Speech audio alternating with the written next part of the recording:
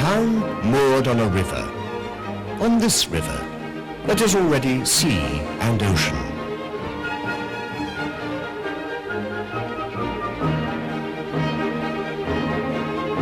Along this river, there came Phoenicians.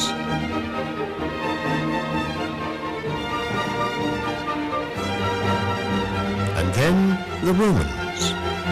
Olycipum Felicitas Julia was Roman and imperial for 600 years, the only city with Roman citizenship in the entire Iberian Peninsula.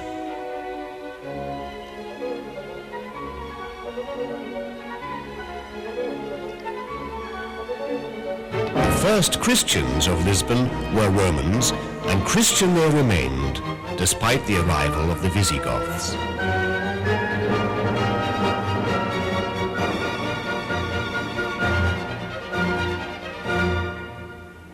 The Muslims traveled up the river at the beginning of the 8th century. They built a castle.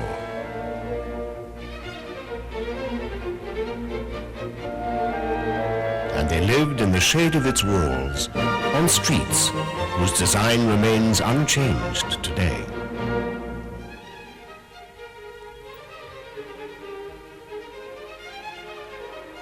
This is the city that King Alfonso I, the young king of a young country, would win from them in 1147. The armada of the Crusaders who helped him also traveled up the river. And it was from this century onwards that Lisbon grew, century after century, watching the river, contemplating the sea. And one day, this city, born from the river and from the mix of various peoples and cultures, came of age and blossomed, the city and Portugal itself, over the river and across the sea.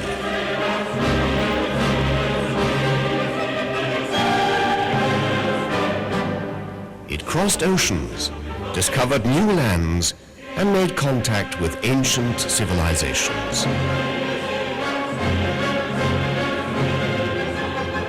Reached over the sea to India, China, and Japan.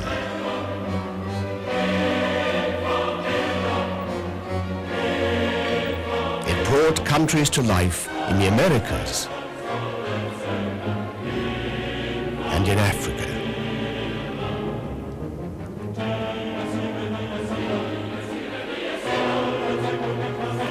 It was then, 5 centuries ago, that Lisbon became a port of departure and of arrival, a universal city. Today, with more than 2,000 years of history, Lisbon continues to have its doors open towards the sea, proud to be the capital of the Atlantic frontier of the European community. This is the maritime and harbour city which in 1998 proposes to host the last international Expo of the 20th century. An invitation to the world to contemplate together the sea and the oceans, our ancient calling.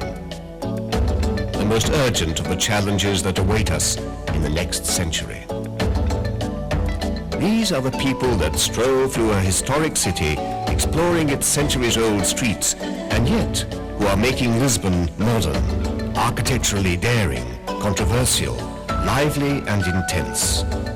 This is the ancient city that is also the capital of the EEC's youngest member.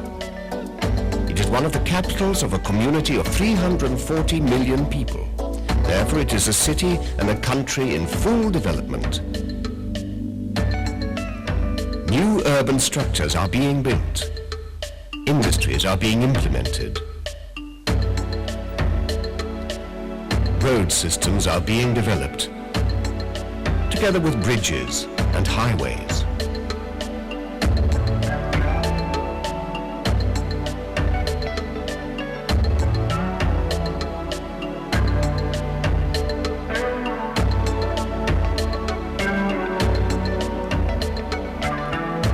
Millions of tourists who visit us, approximately 18 million in 1990, are welcomed as friends.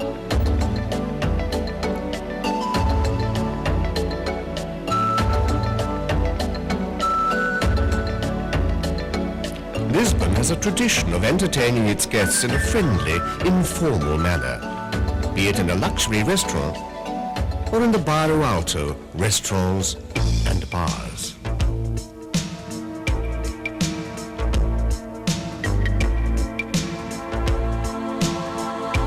Here, a new generation of fashion is evident.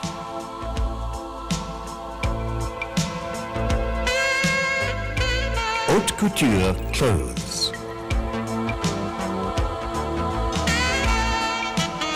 ultra-modern furniture,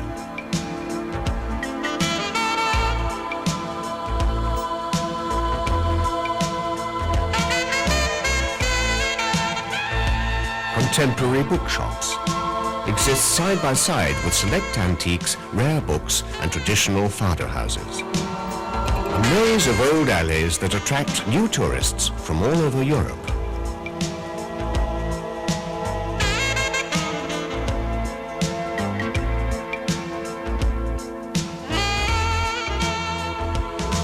The hotel network is in a state of constant expansion, offering tourists hotels of international renown with unique touch of Portuguese hospitality. Hotels that lie in the heart of the city, or like the city itself, turn towards the sea, taking advantage of the many miles of beaches. Those who visit Lisbon can choose between a super modern hotel in the center, to view the ocean from their window in an ancient fortress, or to stroll through the gardens of ancient palaces now converted into luxury hotels.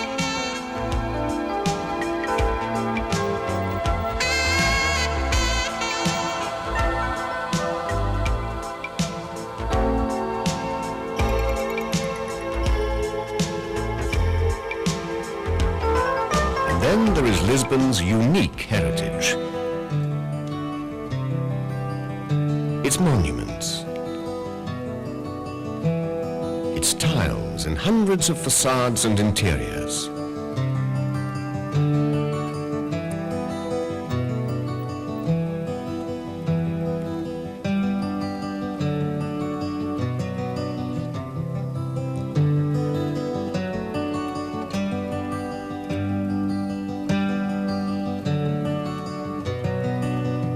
Its museums, some, like the Coach Museum, quite unique.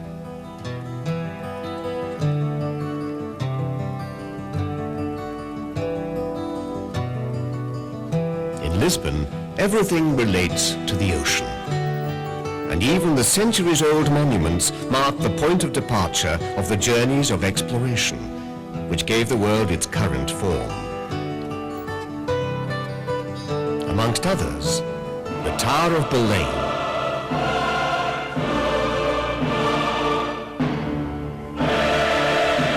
and the Jeronimus Monastery.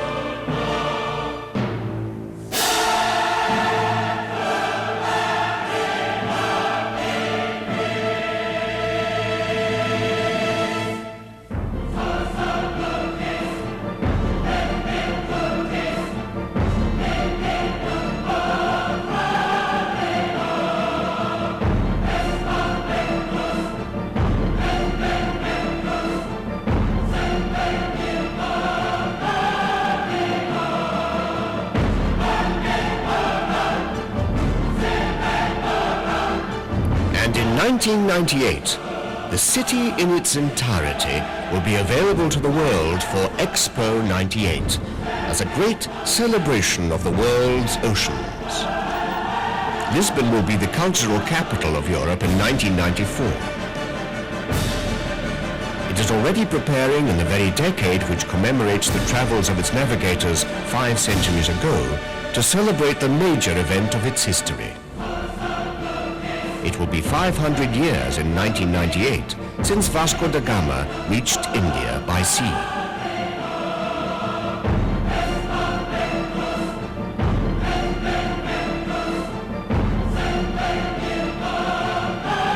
Thus started a regular dialogue between the East and the West.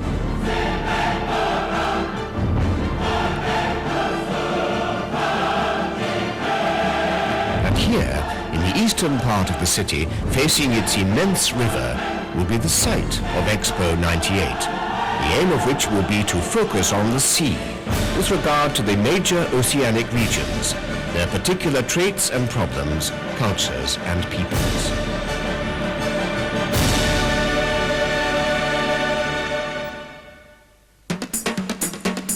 No other city keeps alive the memory of its maritime calling so strongly. After all, the discovery of the sea route to India was the future 500 years ago. And we, as Portuguese, as Europeans, and as citizens of the world, wish to continue our contribution to the future generations of the third millennium.